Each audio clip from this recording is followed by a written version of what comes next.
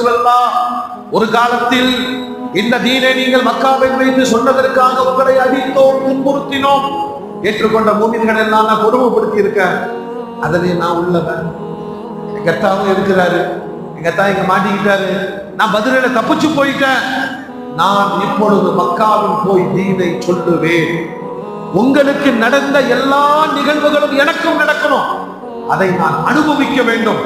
இந்த தீன் லா இலாஹ இல்லல்லாஹ் இந்த கலிமா மக்கத்து மக்களுக்கும் போய் சேர வேண்டும். அந்த வேட்கையோடு வர உண்மையான ஈமான்ல வர்றாரு. நேரா சஃபான் வீட்டுக்கு போனார், அனுப்பிச்சு வச்சாரு. நேரா வீட்டுக்கு போய் சொன்னாரு, எந்த முஹம்மதை நம் அறியாமையினால் நாம் எதிர்த்தோமோ புறக்கணித்தோமோ அவர் சாமானியர் அல்ல, அல்லாஹ்வின் தூதர்.